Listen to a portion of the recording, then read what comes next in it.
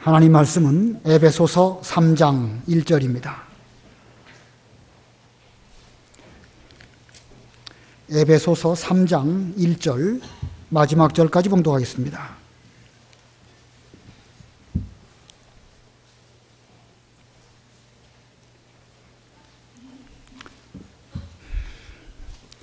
에베소서 3장 1절 이러므로 그리스도 예수의 일로 너희 이방인을 위하여 갇힌 자 된 나 바울이 말하거니와 너희를 위하여 내게 주신 하나님의 그 은혜의 경륜을 너희가 들었을 터이라. 곧 계시로 내게 비밀을 알게 하신 것은 내가 먼저 간단히 기록함과 같으니 그것을 읽으면 내가 그리스도의 비밀을 깨달은 것을 너희가 알 수 있으리라.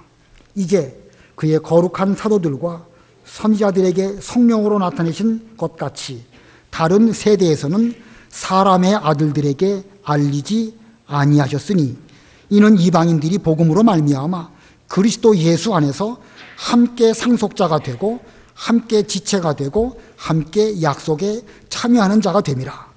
이 복음을 위하여 그의 능력이 역사하시는 대로 내게 주신 하나님의 은혜의 선물을 따라 내가 일꾼이 되었노라. 모든 성도 중에 지극히 작은 자보다 더 작은 나에게 이 은혜를 주신 것은 측량할 수 없는 그리스도의 풍성함을 이방인에게 전하게 하시고 영원부터 만물을 창조하신 하나님 속에 감추어졌던 비밀의 경륜이 어떠한 것을 드러내게 하려 하심이라. 이는 이제 교회로 말미암아 하늘에 있는 통치자들과 권세들에게 하나님의 각종 지혜를 알게 하려 하심이니 곧 영원부터 우리 주 그리스도 예수 안에서 예정하신 뜻대로 하신 것이라. 우리가 그 안에서 그를 믿음으로 말미암아 담대함과 확신을 가지고 하나님께 나아감을 얻느니라. 그러므로 너희에게 구하노니 너희를 위한 나의 여러 환난에 대하여 낙심하지 말라. 이는 너희의 영광이니라. 14절 이러므로 내가 하늘과 땅에 있는 각 족속에게 이름을 주신 아버지 앞에 무릎을 꿇고 비노니 그의 영광의 풍성함을 따라 그의 성령으로 말미암아 너희 속사람을 능력으로 강건하게 하시오며 믿음으로 말미암아 그리스도께서 너희 마음에 계시게 하시옵고 너희가 사랑 가운데서 뿌리가 박히고 터가 굳어져서 능히 모든 성도와 함께 지식에 넘치는 그리스도의 사랑을 알고 그 너비와 길이와 높이와 깊이가 어떠함을 깨달아 하나님의 모든 충만하신 것으로 너희에게 충만하게 하시기를 구하노라. 우리 가운데서 역사하시는 능력대로 우리가 구하거나 생각하는 모든 것에 더 넘치도록 능히 하실 이에게 교회 안에서와 그리스도 예수 안에서 영광이 대대로 영원 무궁하기를 원하노라. 아멘.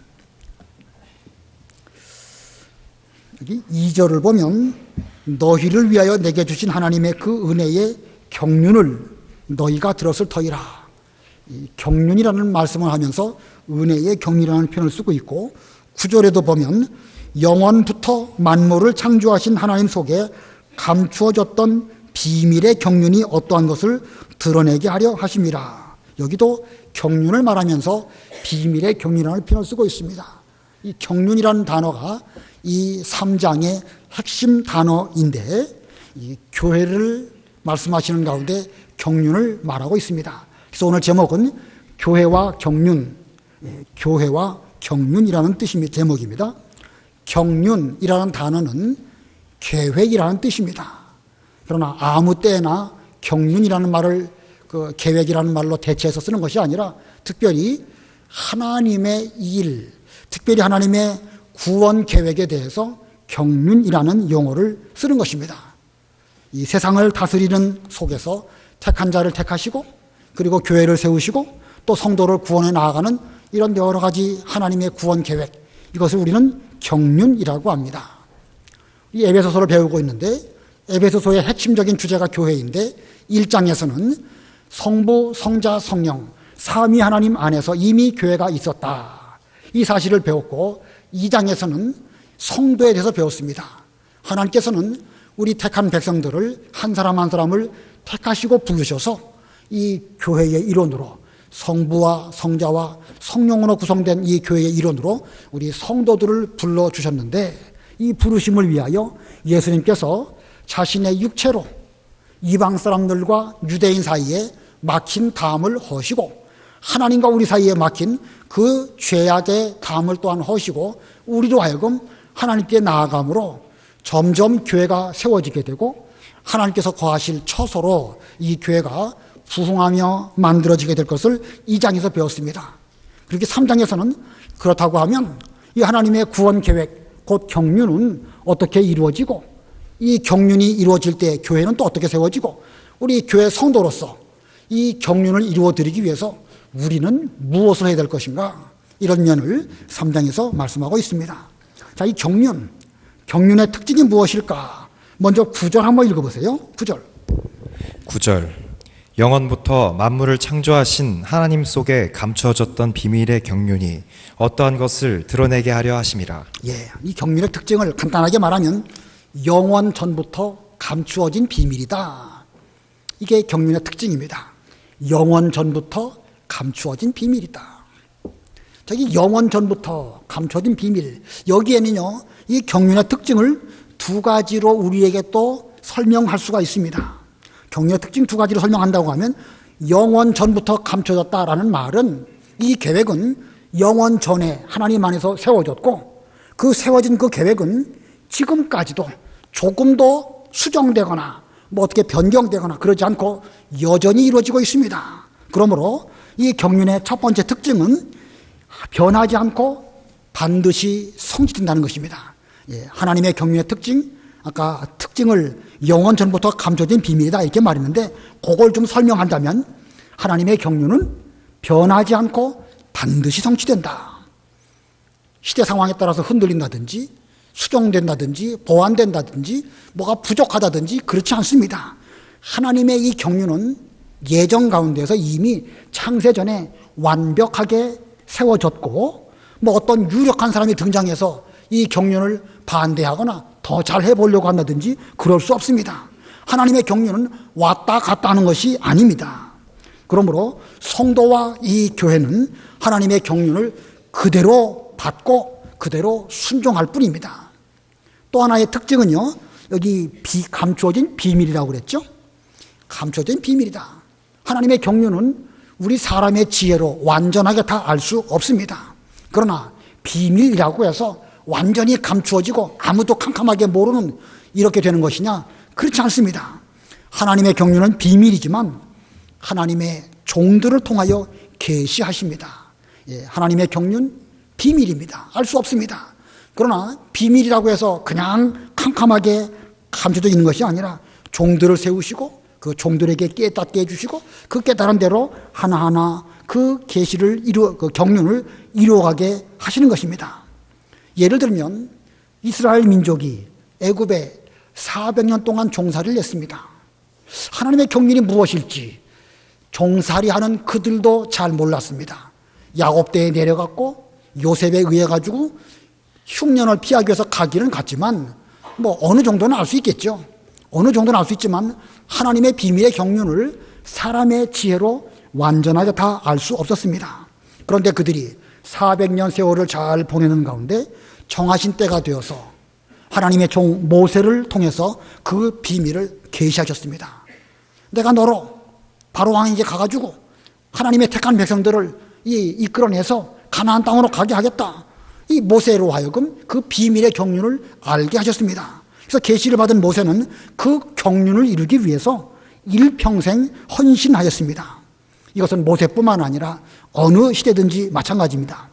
구약시대 내내 하나님께서는 그 시대마다 하나님의 종들에게 하나님의 경륜을, 비밀의 경륜을 계시하시고 알게 하셨고, 또 신약시대도 역시 마찬가지고 오늘날 우리의 시대도 여전히 하나님의 경륜을 이루시기 위해서 하나님은 하나님의 일꾼, 하나님의 종, 꼭 종이라는 것은 목사만을 말하는 거 아니에요.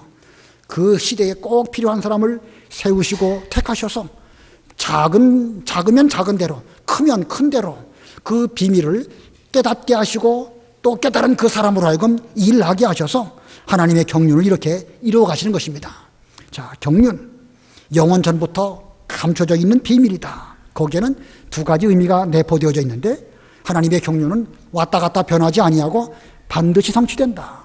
두 번째는 그건 비밀이지만 계속 비밀로 아무도 모르는 것이 아니라 하나님의 종들에게 계시하셔서 그 종들을 통하여 계시를 이루어 가게 하신다. 자, 그러면 이 하나님의 경륜의 목적이 어디 있을까? 왜 하나님은 이런 계획을 세우시고 종들에게 알려주시고 그 일을 성취하게 하시고 무슨 목적으로 이런 일을 하나님께서 계획하셨을까? 하나님의 목적은요, 교회를 세우시고 그 교회를 통하여 하나님께서 영광 받으시기 위함입니다. 무엇을 세우시고? 교회를 세우시고 그 교회를 통해서 뭘 받으시려고요? 영광 받으시려고. 이게 경륜의 목적입니다. 본문 10절 읽어보세요. 10절 이는 이제 교회로 말미암아 하늘에 있는 통치자들과 권세들에게 하나님의 각종 지혜를 알게 하려 하심이니. 예, 하늘에 있는 통치자들, 주권자들, 이 권세들, 천사들까지도 하나님의 경륜에 대해서는 알지 못합니다. 그러나 그것이 이루어지게 될 때에 하나님의 경륜이 이렇게 이루어지는 거구나. 천사들도 하나님께 영광을 돌리게 되는 것입니다. 그 다음에 20절, 21절 읽어보세요. 20절. 우리 가운데서 역사하시는 능력대로 우리가 구하거나 생각하는 모든 것에 더 넘치도록 능히 하실 이에게 교회 안에서와 그리스도 예수 안에서 영광이 대대로 영원 무궁하기를 원하노라. 아멘. 예, 우리가 생각하기에 하나님은 능력이 무한하시다. 근데 실제로 경륜이 이루어지는 걸 보면 우리가 생각했던 것보다 훨씬 무한하신 이런 하나님의 능력인 것을 발견하게 되면서 그 하나님께 우리는 영광을 돌리게 되는 것입니다. 자, 이 교회가 세워지기가 시대마다 어렵습니다. 근데 하나님께서 하시는 일을 보면 너무 신기하고 너무 능력이 무한하시고, 그래서 주님의 뜻이 이루어질 때에 모든 감사와 영광을 주님께 돌리는 것입니다. 그러므로 하나님의 경륜의 목적은 결국은 하나님의 나라, 이 교회를 세우고, 그리고 교회를 통하여 성도인 우리들을 통하여 하나님께 영광을 돌리기 위하여 하나님의 경륜은 이루어지게 되는 것입니다. 우리가 지금 이 에베소서를 통해서 교회에 대해서 배우고 있습니다. 아까도 설명드린 것처럼 1장에서는 삼위 하나님 안에 이미 교회가 창세 전부터 있었다라는 것을 배웠고, 2장에서는 우리 모두가 유대인이든지 이방인이든지 더 이상 구별이 없이 막힌 담을 다 허물고 이제 서로 화평한 가운데 하나님을 향하여 함께 나아감으로 건물이 서로 연결되어 모퉁이 돌이신 예수님을 의지해서 지어져 가는 것처럼 하나님의 교회는 계속해서 여러 성도가 들어옴으로 한 교회로 하나로 세워지게 되는 것입니다. 우리 지난 3일 예배 시간에 2장을 배웠는데, 그래서 이 교회는 어느 누구든지 들어올 수 있는 그런 보편적인 교회다라는 말씀까지 드렸습니다. 자, 그런데 이 교회가 하나님의 경륜을 이루어 가기 위해서는 겪어야 할 여러 가지 시련들이 있습니다. 이 구약 성경에는 교회라는 단어가 단 한 번도 안 나와요. 그러나 구약 시대의 교회는 무엇이 교회였죠? 이스라엘 백성들이 교회입니다.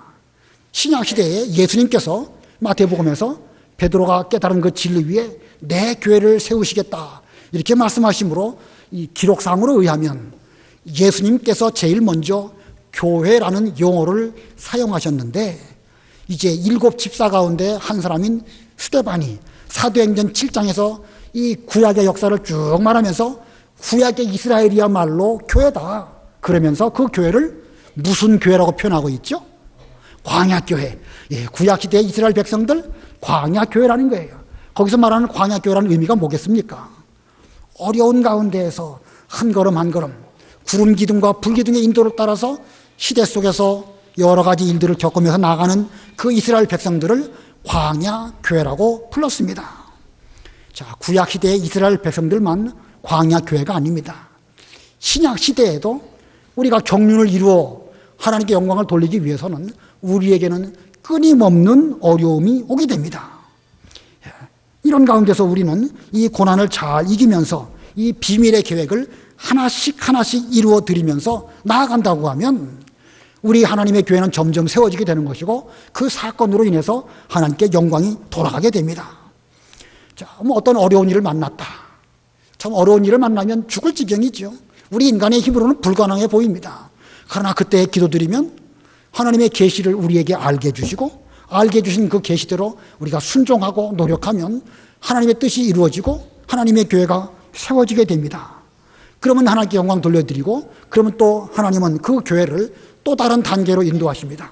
그래서 한 국면 넘어가서 또 다른 단계로 가다 보면 또 어려운 일이 오고 또 다른 색다른 일들을 체험하게 되고, 한 번도 겪어본 일이 없는 일을 만나게 되면 기도하고 간구하고 하다 보면 하나님의 비밀의 경륜을 깨달아지게 되고, 깨달아진 대로 또 노력하고 순종하고, 그러면 또 교회가 세워지게 되고 또 다음 단계로 넘어가고, 그러니까 뭐 계속해서 예수님 재림하실 때까지 지상에 있는 교회는 항상 광야 교회입니다. 그리고 이제 예수님 재림하실 때 비로소 이 광야 교회를 끝내고 마침내 가나안 땅으로 들어가게 되는 것입니다. 그러나 이 과정 속에는 끊임없는 시련이 있다는 사실 명심해야 됩니다. 시련이 없다고 하면 광야 교회라고 말할 필요도 없는 것이죠. 모세가 이스라엘을 이끌 때에도 모세를 반대하는 사람들이나 그 외부 세력들도 많이 있었습니다. 예수님께서 하나님의 일을 하실 때에도 얼마나 많은 사람들이 예수님의 그 구원운동을 방해하고 핍박했습니까? 그러니까 모세 때도 광야교회고 예수님 때도 광야교회고 지금도 우리 이 교회의 일은 계속해서 힘듭니다. 그러므로 각오하고 그 경륜을 따라서 이 광야길 계속 잘 가다 보면 하나님의 비밀이 하나씩 하나씩 이루어지게 되고, 그런 교회를 통하여 하나님은 영광을 받으시는 것입니다. 자, 이 하나님의 경륜 이루기 위해서 오늘날 성도인 우리, 바로 이 교회가 무엇을 해야 될까? 오늘 무엇을 해야 될까 하는 것이 이 3장 전체의 내용입니다. 이 3장 전체가 아주 길고 깊은 진리가 내포되어 있기 때문에 이걸 뭐 자세하게 말씀드릴 수가 없습니다. 큰 덩어리로 말씀을 드리려고 합니다. 자, 우리가 하나님의 경륜을 이루어 드리기 위해서 해야 할 일의 첫 번째, 성경을 통하여 경륜을 알아야 합니다. 경륜이 뭔지를 알아야 뭐 경륜을 이루려고 하고 노력도 하겠죠. 모르는 가운데서는 어떻게 해볼 수가 없습니다. 그러니까 우리가 경륜을 알아야 되는데, 무엇을 통해서 경륜을 안다고요? 성경을 통해서. 예. 이 하나님의 경륜, 하나님의 계획하신 대로 단 한 치의 오차도 없이 정확하게 이루어집니다. 그러므로 이 경륜을 성취해 드리는 하나님의 종이 되려면 알아야 됩니다. 오늘 본문에는 성경이라는 단어는 없지만 의미상 성경이라는 단어를 내포하고 있고, 여기서 읽으라는 말씀은 곧 성경을 읽으라는 말씀입니다. 1절부터 4절까지 읽어보세요. 1절. 이러므로 그리스도 예수의 일로 너희 이방인을 위하여 갇힌 자 된 나 바울이 말하거니와 너희를 위하여 내게 주신 하나님의 그 은혜의 경륜을 너희가 들었을 터이라.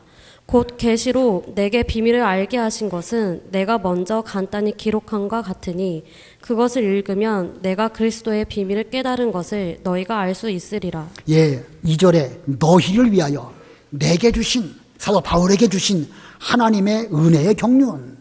바울은 자기가 깨달은 그 계시의 말씀, 이 기록한 여러 가지 계시의 말씀들을 은혜의 하나님의 경륜이라. 이 바울은 그 당시에 이 깨달은 바대로 성경을 기록을 했습니다. 이 에베소서가 기록되기 이전에 기록된 바울의 성경 말씀 무엇이 있죠? 로마서, 갈라디아서, 데살로니가 전후서, 이런 것들은 이 에베소서 이전에 기록된 말씀입니다. 물론 그 이전에는 구약 성경 39권이 이미 기록되어져 있습니다. 자, 바울은 지금 이것들을 읽으라는 거예요.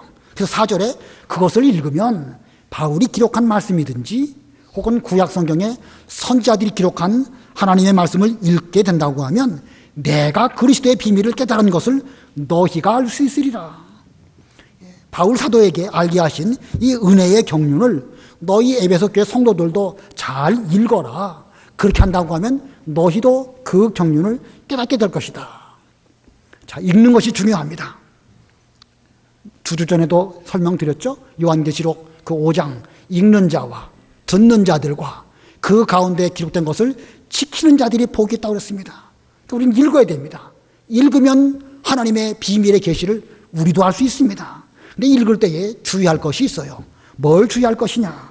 본문 5절, 6절 다 같이 합독하겠습니다. 5절, 6절 시작. 이제 그의 거룩한 사도들과 선지자들에게 성령으로 나타내신 것 같이 다른 세대에서는 사람의 아들들에게 알지 아니하셨으니 이는 이방인들이 복음으로 말미암아 그리스도 예수 안에서 함께 상속자가 되고 함께 지체가 되고 함께 약속에 참여하는 자가 됨이라. 자, 하나님께서 이 비밀의 경륜을 사도들에게 말씀하시고 선지자들에게 말씀하셔서 성경으로 기록되게 하셨습니다. 이것을 우리는 성경이라고 합니다. 그러나 이 기록된 66권 성경 외에 다른 세대의 사람의 아들들에게는 같은 어떤 계시를 주셔가지고 그들도 또 다른 성경을 기록하도록 하셨다는 것입니까? 아니라는 것입니까? 아니라는 거죠. 사도들과 선지자들의 글, 이것만이 하나님의 비밀의 계시를 말씀하는 것이지 다른 세대의 사람의 아들들, 여기서 말하는 사람의 아들들은 지혜롭고 똑똑하고 총명하고 이런 인간 사람들을 말하는 것입니다. 그들 통해서는 하나님의 계시 알려주시지도 않고 그렇게 기록된 그런 글들은 아무리 문학적으로 훌륭해도 그 성경이 아닙니다. 자, 이 오직 사도들과 선지자들을 통하여 기록하신 오늘날 신구약 66권, 이것만이 하나님의 말씀입니다. 그 외에 다른 것들은 성경이 아니에요. 다른 데도 구원이 있다?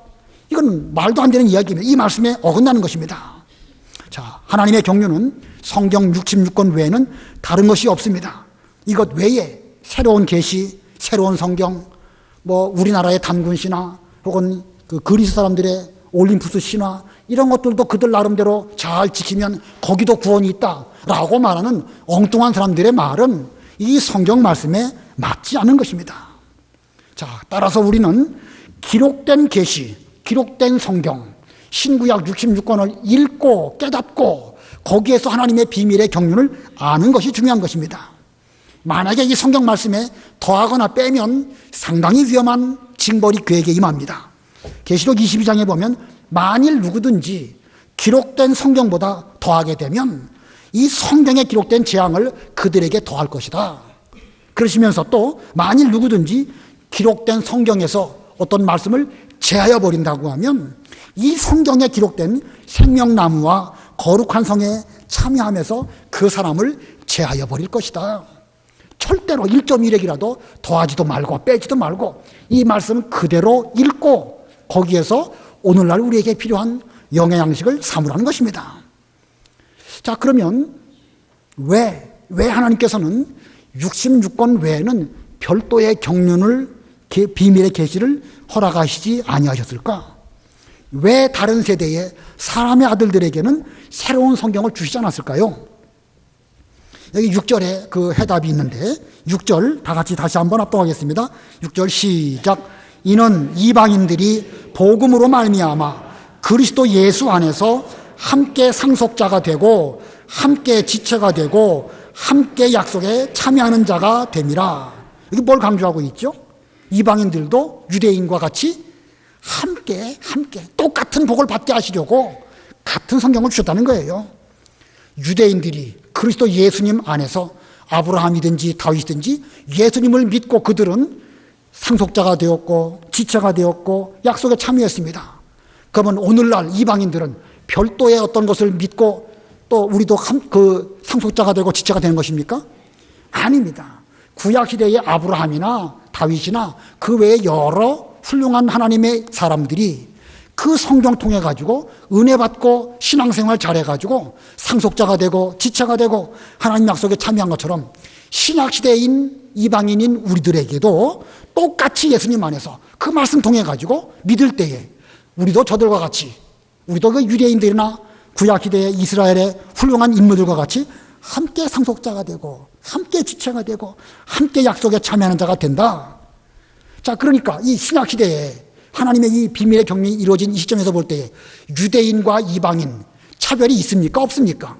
없습니다. 만일 있다고 하면 이거 상당히 큰 문제예요. 만일 있다고 하면 구약시대의 교회하고 신약시대의 교회가 다른 것이 될 것입니다. 그럼 하나님의 교회는 단 하나입니다. 구약시대의 교회가 바로 신약시대로 계승되었고 한 교회가 내내 예수님을 머리로 해서 주님 재림하실 때까지 내려가는 것입니다. 그런데 구약시대의 성도들은 이런 방법으로 믿어서 구원받고 신약시대의 이방인 우리들은 또 다른 방법으로 믿어가지고 구원받는다. 이렇다고 하면 이 교회가 보편적 교회, 하나의 교회가 아니고 이런 이상한 쪽으로 가게 되는 것입니다. 그러므로 구약시대나 신약시대나 교회는 하나고 우리 모두가 그리스도 예수님 안에서 함께 상속자가 되고 함께 지체가 되고 함께 약속에 참여하는 자가 되게 하시려고 하나님께서는 이 신구약 66권 성경 외에 별도의 어떤 그 비밀의 경륜 주시지 않았다는 것입니다. 그래서 오늘날 우리는 이 구약의 성경 말씀이 유대인, 이스라엘 민족에게만 주신 계시가 아니고 바로 오늘날 우리에게 주신 것입니다. 어떤 사람들은 이 구약 성경은 구약 시대에 이스라엘 백성들에게 주신 하나님의 어떤 지침이니까 그것보다도 신약을 더 많이 해야 된다. 이런 그 논리를 펴는 사람이 있기는 있는 모양이에요. 그러나 그 말 맞지 않습니다. 그렇다고 하면 구약 시대에 믿는 사람하고 신약 시대에 믿는 사람하고 뭔가 이렇게 구별해 버리게 되는 그런 모순에 빠지게 되는데 그렇지 않고 구약 시대의 성도들이 믿는 것이나 신약 시대에 우리들이 믿는 것이나 똑같은 것입니다. 그러므로 우리는 신약 성경도 중요한 비밀의 경륜인 것처럼 구약 성경도 오늘날 우리에게 주신 비밀의 경륜입니다. 자, 그래서 이 성경 말씀을 어떻게 하라고요? 어떻게 하라고 지금 제가 강조하고 있는 것이죠? 읽으라는 거예요. 읽으라고요. 부지런히 읽어가지고 깨달으라고 하는 거예요. 경륜을 알아야 뭐 경륜을 이루어드리죠. 모르고서는 안 되는 것입니다. 우리 명륜교회 성도라고 하면 적어도 성경을 좀 뭐 몇 번이라고 말씀드리기는 그렇지만 좀 부지런히 읽어야 돼요. 계속해서. 성경 말씀이 잘 귀에 안 들어온다. 안 읽어서 그렇습니다. 성경 말씀을 부지런히 읽으면 그 말씀이 그 말씀이었구나. 지금은 잘 몰라도요. 이제 읽어두면 깨닫게 될 것이고 또 깨달은 다음에도 읽으면 새롭게 깨닫게 될 것입니다. 읽는 자, 부지런히 읽는 그런 사람이야말로 하나님의 경륜을 이루어드릴 수 있는 것입니다. 두 번째, 하나님의 경륜을 위해서 이루기 위해서 우리가 해야 할 일 두 번째, 전도를 통하여 경륜을 드러낼 것. 전도를 통하여 경륜을 드러낼 것. 여기서 말하는 전도라는 것은 단순히 전도지 가지고 밖에 나가서 전도하는 그 자체만을 좁은 의미로 해석하는 것이 아니라 우리가 넓은 의미로 복음을 부지런히 전하는 거예요. 부지런히 하다 보면 하나님의 경륜이 이렇게 이루어지는 것이구나. 일하는 일꾼은 알 수 있습니다. 그러나 복음 전하지 아니하고 게으르가지고 아무 일도 하지 않으면 경륜이 지금 어느 방향으로 이루어지는지 하나님의 뜻이 어디에 계신지 모릅니다. 그러므로 우리는 힘써서 복음을 전하는 그런 일꾼으로 경륜을 잘 드러내며 우리가 아는 이런 우리가 되어야 됩니다. 자, 하나님께서는 이 비밀의 경륜을 이루기 위해서 그 시대마다 일꾼을 세우십니다. 하나님의 은혜의 선물을 따라서 일꾼을 세우십니다. 그리고 그 일꾼을 통하여서 창세전부터 감춰뒀던 비밀의 경륜을 드러내고자 하십니다. 본문 7절로 9절 읽어보세요. 7절. 이 복음을 위하여 그의 능력이 역사하시는 대로 내게 주신 하나님의 은혜의 선물을 따라 내가 일꾼이 되었노라.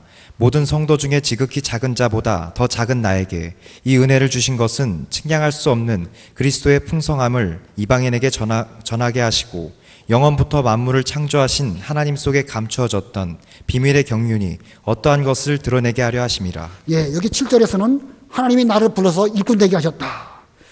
지극히 작은 자인 나를 택하셔서 이방인에게 복음 전하게 하신 것은 이 하나님의 비밀의 경륜이 감춰져 있었는데 그것을 뚜렷하게 드러내기 위해서 이렇게 나를 일꾼 삼아주시고 복음 전하게 하셨다. 이렇게 바울이 말하고 있습니다. 자, 이 바울은 자기가 어떤 자인 것을 잘 알고 있습니다. 지극히 작은 자보다 더 작은 자. 하지만 하나님께서는 그 같은 바울을 택하셔서 은혜의 선물로 일꾼 되게 하시고 그를 통하여 하나님의 경륜이 드러나게 하셨습니다. 10절, 11절 또 읽어보세요. 10절. 이는 이제 교회로 말미암아 하늘에 있는 통치자들과 권세들에게 하나님의 각종 지혜를 알게 하려 하심이니 곧 영원부터 우리 주 그리스도 예수 안에서 예정하신 뜻대로 하신 것이라. 예, 바울은 하나님의 경륜이 무엇인지 알 수 없었지만 매 순간 인도하시는 성령의 감동을 따라서 마케도니아로 가고 예루살렘으로 가고 고난을 당하고 이런 가운데 복음을 계속해서 전했습니다. 그랬더니 하나님의 뜻이 새롭게 이루어집니다. 이 복음의 방향이 처음에는 소아시아 지역으로 갔다가 유럽 쪽으로 갔다가 또 바울이 또 로마에 가서 핍박당하고 여러 가지 일들이 복음 전하니까 전하는 그걸 통해 가지고 차차 이루어지게 되었습니다. 자, 이 바울이라는 사람 인물로 보면 그는 뭐 여러 가지 죄인 중에 괴수고 예수 믿는 사람들을 핍박했던 이런 사람이었는데 그를 충성되이 여기셔서 하나님께서 그에게 이 직분을 맡기셨습니다. 자, 이 당시에 이 바울이 일했던 그 당시의 성도들, 이 바울이 과거에 얼마나 흉악한 일을 하였는가 그거 말하지 아니하고 하나님께서 그를 쓰시는 그 면을 보고 그를 존경했습니다. 그랬더니 은혜 위에 은혜로 하나님의 일이 어떻게 되어지는지 다른 여러 사람들도 잘 깨닫게 되었습니다. 자, 이 복음 전파하던 바울은 지금 현재 이 에베소서를 기록할 때에 로마 감옥에 있습니다. 그 이전에는 여기저기 다니면서 복음을 전했는데 지금은 다닐 수 없는 가운데서 로마 감옥에 있어요. 로마 감옥에 있으니까 전도하는 일 그만둬야 될까요? 아닙니다. 바울은 여기서 어떻게 해야 하나님의 경륜을 이루어드릴까 생각하는 가운데 편지로 에베소, 빌립보, 골로새, 빌레몬 이런 성경을 써가지고 또 계속 전도할 수 있는 그 길을 찾아서 계속해서 하는 거예요. 자, 그러다 보니까 또 하나님의 경륜이 신기한 방법으로 이루어지게 된 것입니다. 그래서 바울은 이렇게 부지런히 복음 전도를 하면 하나님의 뜻이 이루어지니까 너희도 에베소 교회 성도들도 낙심하지 말고 담대함으로 하나님의 경륜을 잘 이루어드리라고 부탁합니다. 본문 12절 13절 다 같이 합독하겠습니다. 시작. 우리가 그 안에서 그를 믿음으로 말미암아 담대함과 확신을 가지고 하나님께 나아감을 얻느니라. 그러므로 너희에게 구하노니 너희를 위한 나의 여러 환난에 대하여 낙심하지 말라. 이는 너희의 영광이니라. 복음을 전하다가 감옥에 갇혔지만 바울은 지금 전도의 열정 식어지지 않았습니다. 오히려 그 반대로 감옥에 갇혀서 내가 복음 못 전할 줄 알고 하면서 하나님께 기도하고 또 성경을 기록합니다. 그 기록된 성경, 만약에 바울이 감옥에 갇히지 않았다고 하면 이런 훌륭한 성경 기록, 물론 그건 가정이긴 하지만 안 남았을 수도 있습니다. 그러나 바울이 감옥에 갇혔기 때문에 성경은 남게 되었고 오늘날 우리도 하나님의 뜻이 이렇게 이루어졌구나 깨닫게 되고 오늘날도 그 성경을 통하여 하나님의 비밀을 깨닫게 되는 것입니다. 자, 오늘날 이것은 우리에게 무엇을 보여주는가? 복음 전도를 하다가 어떤 어려운 일을 만나가지고 더 이상 그 일을 못하게 되었다. 그러면 일 못하게 되었으니까 이제 그만이다. 이게 아닙니다. 못하게 됐다고 해서 거기에 멈춘다고 하면 그 사람은 어리석은 사람입니다. 오히려 낙심하지 말고 담대해서 그 일 하라고 말하고 있죠. 예, 환난에 대하여 낙심하지 말라. 이는 너희의 영광이니라. 오늘날 전도하는 일이 정말 어렵습니다. 옛날처럼 전도지 주는 거 받는 사람이 거부하기도 하고요. 오히려 전하는 것이 때에 따라서는 역작용, 부작용을 낳을 수도 있습니다. 그렇다고 하면 옛날처럼 전도지 돌려봐야 소용없으니까 그만두자. 이러면 되겠습니까? 예, 그렇지 않습니다. 복음 전하는 방법은 좀 달라졌을지 몰라도 전도만큼은 부지런히 해야 되는 것입니다. 옛날에 하던 대로 해야지 왜 자꾸 다른 방법으로 하려고 하느냐. 시대가 달라졌기 때문에 그렇습니다. 사도 바울도 성령의 감동을 따라서 마케도니아로 갔다가 예루살렘으로 올라갈 때 성령의 감동으로 올라갔죠. 그리고 그게 포로 잡혔습니다. 죄수가 되었습니다. 그런데 그런 속에서 하나님의 경륜이 얼마나 신기하게 이루어졌습니까? 상황은 달라지고 어려워진다 할지라도 그러나 그렇다고 해서 전도하는 그 일 자체를 멈추는 건 아니에요. 다만 방법은 달라질 수 있다는 사실입니다. 자, 오늘날 우리도 전도하는 일이 쉽지 않다. 어떻게 해야 될까? 분명한 것은 하나님의 경륜을 이루는 것이 목적이지 어떤 그 방법론의 문제가 있는 건 아니에요. 한 가지만 고집하지 말고 어떻게 해야 하나님의 경륜을 이루어드릴 수 있을까? 성경을 통하여 깨닫고 우리는 힘써서 전도하는 이런 우리가 되어야 됩니다.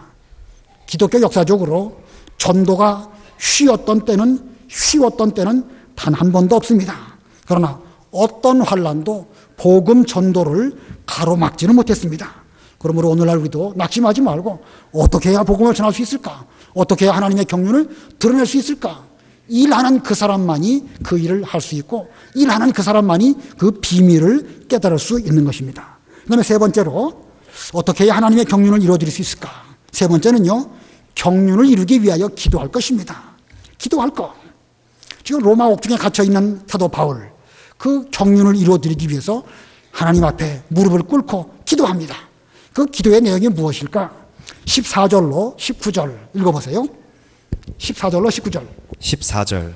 이러므로 내가 하늘과 땅에 있는 각 족속에게 이름을 주신 아버지 앞에 무릎을 꿇고 비노니 그의 영광의 풍성함을 따라 그의 성령으로 말미암아 너희 속사람을 능력으로 강건하게 하시오며 믿음으로 말미암아 그리스도께서 너희 마음에 계시게 하시옵고 너희가 사랑 가운데서 뿌리가 박히고 터가 굳어져서 능히 모든 성도와 함께 지식이 넘치는 그리스도의 사랑을 알고 그 너비와 길이와 높이와 깊이가 어떠함을 깨달아 하나님의 모든 충만하신 것으로 너희에게 충만하게 하시기를 구하노라. 예. 본문의 문장도 어렵고 내용도 심오합니다. 그러나 바울의 기도한 내용을 간단하게 말하면 성령의 능력으로 강건하게 되고 그래서 그리스도의 사랑이 충만하게 되기를 바란다. 에베소 교회가 지금 어려운 가운데 있지만 성령의 능력으로 너희가 강건케 되기를 바울은 기도했고, 그리고 그리스도의 사랑이 이 에베소 교회 안에 충만하게 되기를 바울은 무릎을 꿇고 기도했습니다. 바울이 지금 기도했는데 이 기도의 대상 에베소 교회입니다. 에베소 교회에 믿음이 있었고 그리고 점점 사랑이 충만케 되기를 그는 기도했습니다. 이 바울이 기도한 대로 에베소 교회에 사랑이 충만한 그런 교회가 되었을까? 사랑이 충만한 교회가 되었을까요? 당연히 그러겠죠. 사도 바울같이 훌륭한 하나님의 일꾼이 기도하셨으니까 에베소 교회가 그 이후에 그 어려운 때에 믿음을 잘 지켰습니다. 바울이 이 감옥에서부터 출록하게 되고 이제 디모데를 그 교회에 파송하게 되고 그리고 그 기도의 힘으로 하나님의 교회가 더욱 든든하게 세워져가는 이런 일이 쭉 계속되었습니다. 자, 그런데 그 에베소 교회가 그 뒤에도 내내 사랑이 충만한 그런 교회가 되었을까? 요한계시록 2장에 보면 예수님께서 아시아 7교회에 편지를 보내시면서 그 에베소 교회가 잘한 것을 칭찬하셨지만 잘못한 것에 대해서 책망도 하십니다. 에베소 교회가 잘한 거 너희에게 행위와 수고와 인내가 있다. 예수님 알아주셨습니다. 그런데 그 교회에 무엇을 버린 것을 책망하셨죠? 처음 사랑을 버린 거 책망하셨습니다. 행위와 수고와 인내. 행위와 수고와 인내가 뭘까? 믿음의 행위, 사랑의 수고, 소망의 인내. 그 뒤에 것은 있어요. 뒤에 것은 있지만 앞에 거 믿음과 소망과 사랑 그건 없는 거예요. 그건 예수님에게 책망을 받았습니다. 자, 이건 무엇을 교훈하는 것일까? 사도 바울이 기도했더니 그 기도가 하나님께 상달되어서 그 에베소 교회가 얼마 기간 동안 잘 됐습니다. 디모데를 중심으로 하나님의 교회가 잘 세워지게 되었고 또 그 뒤에도 얼마 기간 동안 그 좋은 교회로 잘 세워졌습니다. 근데 세월이 흘렀는데 아마 계속 그 교회 내에 물론 기도하는 사람이 있었겠지요. 훌륭한 인물들은 계속해서 끊임없이 있었겠지요. 그러나 결과적으로 놓고 볼 때에 바울과 같은 그런 기도가 없었기 때문에 행위와 수고와 인내는 있었지만 처음 사랑을 버리는 이런 결과가 나오지 않았을까? 우리는 이렇게 해석할 수가 있습니다. 이렇게 해석을 해본다고 할 때에 오늘날 우리 교회에 사랑이 풍성한가 아닌가? 그것은 곧 우리 모두가 다 그 일을 놓고 기도하는가 안 하는가? 그거에 대한 열매이기도 합니다. 우리 인간적으로 사랑이 풍성한다는 것은 기대하기가 어렵습니다. 기대하기가 어려우니까 그만둬야 되겠습니까? 아니죠. 하나님 의지하고 기도해야 됩니다. 기도하고 하나님 저에게는 사랑이 부족합니다. 주님 사랑 의지해서 기도하오니 저희에게 사랑을 깨닫게 해주시고 실천하게 해주시옵소서.